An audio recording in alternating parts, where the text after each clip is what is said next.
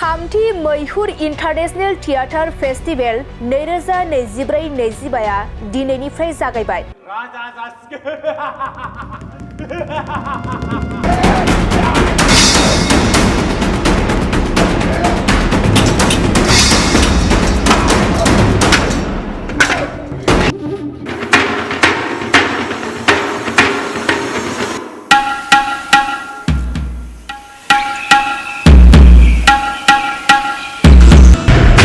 लोरगी theatre ग्रुपनि बानजायनायाव आरो BTR सोरखारनि सिनेमा एन्ड डिपार्टमेन्टनि हेफाजाबाव 21 नबेम्बरनिफ्राय 24 नबेम्बरसिम थुनफावथाय दिन्थिनो थाखाय क'क्राझार सहरनि साखाथियाव थानाय बड'फा कालचारेल कमप्लेक्सआव दिनैनिफ्राय दिन्थिफुंबाय।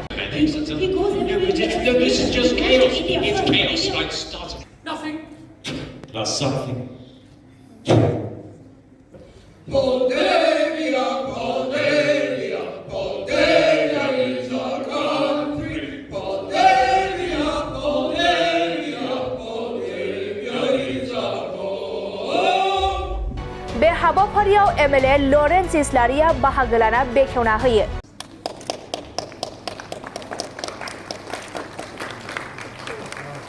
थामथि मैहुर इन्टारनेशनेल थियेटार फेस्टिभेलाव दिनै सेथि दिन्थिफुङो इउके लन्दननि मार्कास डु साउथयजों डिरेक्सन होजानाय इंलिश रावनि एक्सियम अफ चइस थुनफावथायखौ दिन्थिनाय जायो। मख'जाथावदि बे हाबाफारिजों लोब्बा लाखिना फावथाय रेगा मुंनि खुगा लाइसिबो बेखेवना होयो। बे हाबाफारियाव बर' थुनलाइ आफादनि आफादगिरि डक्टर सुरत नार्जारि, क'क्राझार जिल्ला एबसुनि गाहाय नेहाथारि खाम्फा बरगयारि आरो क'क्राझार जिल्ला एबसुनि सोद्रोमाफोर आरो थुनफावथाय नायनो मोजां मोनग्रा ओनसोलनि रायजो राजाफोरा बाहागो लायो। लोरगी थियेटार ग्रुपनि नेहाथारि सन्जीब कुमार ब्रह्मआ खौरांनि गेजेरजों फोरमायथियो। गिबियावनो आङो निउस पर्टेल नोंथांमोननिसिम साबायखर बावो जोंनि दिनै हाबाफारियाव सफैनायनि थाखाय।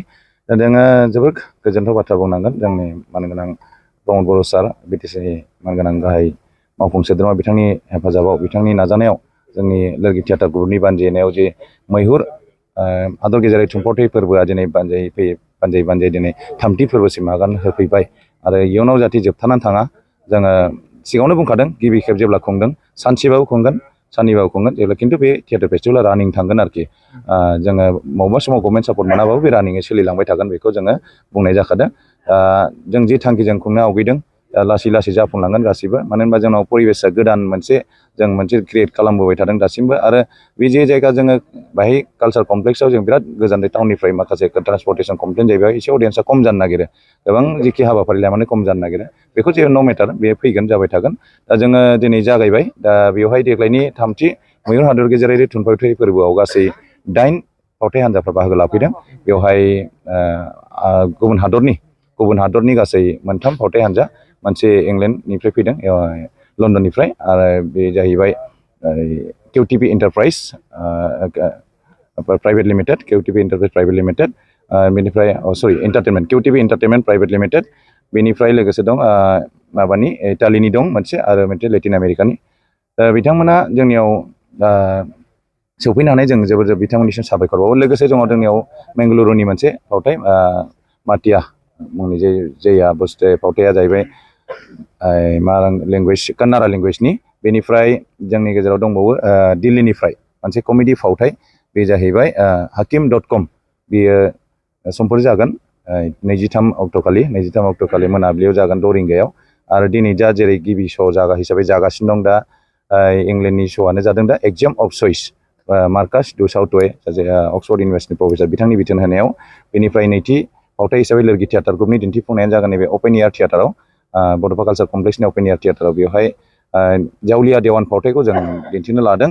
आरो बे जावलिया देवान फावथायखौ जोङो बिथा खालामनानै लानाय जादों मधुराम बर' सारनि लिरनाय जावलिया देवान फावथायनिफ्रायनो। बेखौ बिथोन होदों पबित्र मुसाहारि आरो आं सन्जीब कुमार ब्रह्मनि बिथोन होनायाव जागोन बियो आरो लिरनानै बेखौ खालामनाय जादों। आरो लोगोसे गाबोन एबा नैथि सानखालि गिबि श'आनो जाहैगोन उदालगुरिनि दिनै बिटिआर हालामनिफ्राय उदालगुरिनि हरिसिङानि दा केनभास मुंनि मोनसे फावथाय हान्जानिफ्राय गायन बायानर बिलय होननाय मोनसे फावथाय। बेनिफ्राय मोनाबिलियाव बे बेंगलुरुनि फावथाया जागोन माटिया मुंनि फावथाया कन्नाडा लेंगुवेजनि। बेनिफ्राय थामथि सानखालि गिबि फुङाव 3:30 रिंगायाव जागोन जोंनि पपकर्न ब्रेक इटालिनिफ्राय अडिटरियाम हल सिङाव। बेनिफ्राय मोनाबिलियाव जाहैगोन 6 रिंगायाव hakim.com दिल्लीनिया। बेनिफ्राय जोबथा सानखालि उरुग्वेनि मोनसे लेटिन आमेरिकानि मोनसे फावथाय, जे फावथाय सिसा, सासे हिन्जावसाया बे दिन्थिगोन गाव सल' फावथाय। बे सिसाया बेलासिनि 3:30 रिंगायाव अडिटरियाम हल सिङाव जागोन। आरो जोबथा फावथाय रुपज्योति महन्तनि बिथां रेप्लिका थियेटार ग्रुपनिफ्राय बे जाहैबाय टेंगा मर्टन। बे फावथायखौ नोंथांमोना 6 रिंगायाव नुनो मोनगोन। दा बेवहाय जोंनो गाबोन नैथि सानखालि मोनसे हाबाफारि दंबावो। बे 3थि मैहुर हादर गेजेरारि थुनफावथाय फोरबोजोंनो लोब्बा लाखिनानै जोङो मोनसे सेमिनार सावरायमेलबो लानाय जादों। बे सेमिनारा 10 रिंगायाव जागोन, सानजौफुनि 10 रिंगायाव जागोन, फुंनि 10 रिंगायाव जागोन। आरो बेवहाय बे सेमिनारखौ जथायै बानजायदों जोंजों बड'लेण्ड इउनिभारसिटिनि, बड'लेण्ड मुलुगसोलोंसालिनि बर' बिफाना। बेवहाय गाहाय पेपार रिडार हिसाबै बाहागो लाफैगोन डक्टर जगेन्द्र चौबे, जाय बिथाङा आंनि गुरु, आरो लोगोसे केशव मसाहारि आरो जयन्त नार्जारिनि गुरु। बिथाङा डक्टर जगेन्द्र चौबे छत्तीसगढ़नि इन्दिरा कला संगीत विश्वविद्यालयनि, बिथाङा फक डिपार्टमेन्टनि डिन आरो ड्रामा डिपार्टमेन्टनि हेड अफ द डिपार्टमेन्ट। लोगोसे बेवहायनो पेपार रिडार हिसाबै बाहागो लागोन इटालिनि बिथां आर्टिस्ट, जाय बिथाङा पपकर्न फावथायखौ दिन्थिगोन, बिथाङा थागोन। लोगोसे बड'लेण्ड इउनिभारसिटिनि डक्टर रुस्तम ब्रह्म, बिथाङा इंलिश डिपार्टमेन्टनि, बिथाङा पेपार रिडार हिसाबै बाहागो लागोन। लोगोसे doctor Indira Brahma madam, professor madam, बिथाङाबो बेहाय पेपार रिडार हिसाबै बाहागो लागोन। लोगोसे बाहागो लागिरि हिसाबै सायख'जानाय बाहागो लागिरि हिसाबै थागोन जोंहा डक्टर फागुना बरमहलिया, बिथाङा गुवाहाटि इउनिभारसिटिनिफ्राय। आरो लोगोसे थागोन जोंहा डक्टर लाइस्रि महिलारि, बिथाङा बड'लेण्ड इउनिभारसिटिनिफ्राय। लोगोसे जोंनि लोरगिनि जोनोमगिरि आरो लोगोसे डिरेक्टर बिथां जाहैबाय केशव मसाहारि, बिथाङाबो बेवहाय बाहागो लागोन बाहागो लागिरि हिसाबै। आरो जयन्त नार्जारि, बिथां बर'नि सासेल' नायलायजाल' NHDian, बिथाङाबो सेमिनाराव बाहागो लागिरि हिसाबै बाहागो लागोन। आरो सासे दंबावो जोंहा जयन्त राभा, बिथाङाबो NHDian, BTC एरियानिनो, बिथाङाबो बे हाबाफारियाव बाहागो लागोन सेमिनाराव। आरो लोगोसे बेखौ सेमिनारखौ मासि लानानै सामलायगोन जोंहा क'क्राझार गार्लस कलेजनि मानगोनां गोरायुं डक्टर आदाम बसुमतारी सारा। आरो बे सेमिनारखौ बेखेवना होलांगोन गाहाय आलासि महरै बाहागो लानानै जोंनि आसामनिनो केबिनेट मिनिस्टार मानगोनां अरखाव गोरा ब्रह्म सारा। दा आङो खावलायनो सानदों, सापर्ट होदों बयबो, जाहाथे फैनानै जोंखौ थुलुंगा होफैयो। बयबो फैनानै जाहाथे नायबोयो। खुनु टिकेटनि जों बेसेन लानाय जायाखै, जाहाथे जों इयुनावबो मावलांबाय थानो हायो। लोगोनि थांखियानो जाहैबाय जों बर' हारिमुजों लोगोसे बर' कालसारनिखौ जोङो एसेबाबो जों दावगाहोलांनो जों हायो नामा, बेखौ माबा मोनसे गिदिर हागोनखौ जोङो सानाखै, खिन्थु एसेबाबो जों लासै माबा मोनसे हालाङो नामा होननानै जों मावनो ओंखारदों। बेबायदिनो जों मावबोबाय थादों। 15 बोसोर जाबाय लोगि थियेटार ग्रुपआ। 20 बोसोराव जेसेबां सापर्ट होबोदों, जोङो मिजिंथियो इयुनावबो जों सापर्ट मोनलांबाय थागोन। एसेयानोसै। दिनै मोननै श' जागोन। दा गिबि श'आथ' जोंना जानानै थांबाय। बे गिबि श'खौ जोंना बेखेवनानै गालांबाय, जोंनि मैहुर थियेटार फेस्टिभेलखौ बेखेवनानै गालांबाय मानगोनां 30 नं इस्ट क'क्राझारनि MLA मानगोनां लरेन्स इस्लारि बिथाङा। आरो जोंनि देग्लाय गिबि खेबनि थाखाय दिहुननो लानाय मेगाजिन, बेखौबो बेखेवना होलांबाय जोंना बर' थुनलाइ आफादनि मानगोनां आफादगिरि डक्टर सुरत नार्जारि बिथाङा। बे जाहैबाय मेगाजिना जोंना देग्लाय गिबि खेबनि थाखाय दिहुनदों। बे फावथाय रेगा ड्रामाटिक फर्स बिदि मुंखौ दोननाय जादों। दा बेहाय दिदोम बसुमतारी बिथाङानो चिफ एडिटर। बेखौ बेखेवना थांबाय। बिथाङा बाथ्रा माबा होदों, बिथाङा नाथाय इमारजेन्सि इसे मिटिं थानायलाय बिथाङा दिनै थानो हानाय नङा, नेक्स्ट डे फैनायनि खोथा होदों आरोखि, जेराव फैगोन। दा बेनो आरो माखासे इसिनि थाखाय EM साराबो सफैनो हायाखै, आरो अफिसार बिथांमोनाबो 4टायावनो जोंनि टाइमिंजों सौग्रावलायनाय जादों आरोखि। 4टायावनो इसे मिटिं दं, बेनिफ्राय गुबुन मिटिं दं नामा, बेबायदि जानाखि जोंनाव रायलाय जादों कथाया। गोजोन्थों।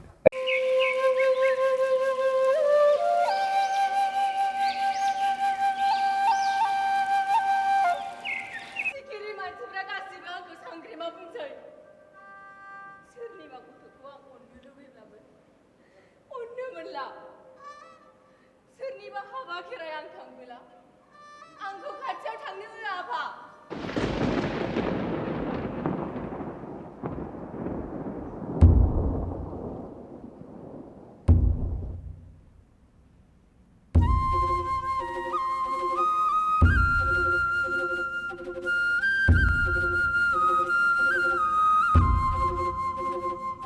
नाथाय एफाग्राब खैनाखौ बबेनिफ्राय मोनब्रबनो?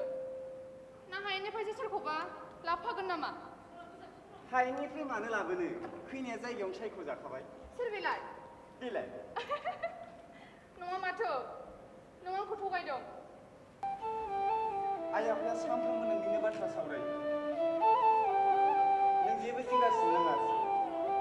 जोंनि हाबाया थाबैनो जासिगोन।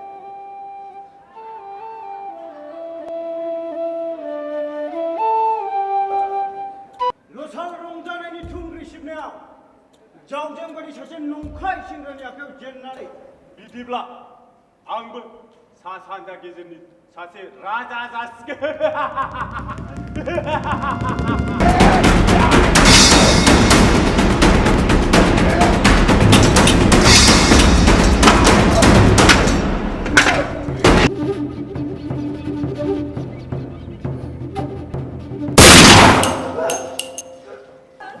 ইমান ধুনীয়া সুন্দৰ পৰিৱেশ নহয়নে তুমি ঠিকেই কৈছা ইমান ধুনীয়া বাগিচা তাত নানা ৰং বিৰঙৰ ফুল ফুলি আছে চালে পুত্ৰী ইমান সময় ক'ত আছিলা মা আমি দুয়ো অকণমান সময় অতিবাহিত কৰিবলৈ বাগিচালৈ গৈছিলোঁ ৰাজ্যৰ পৰিৱেশ পৰিস্থিতি কেনেকুৱা চলি আছে তোমালোকে নাজানা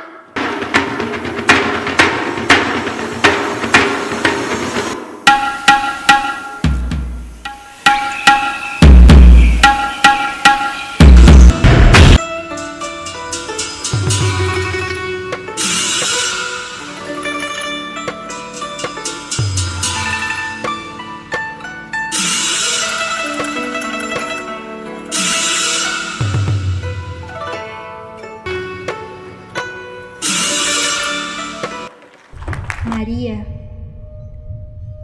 Sachiko, Lorena,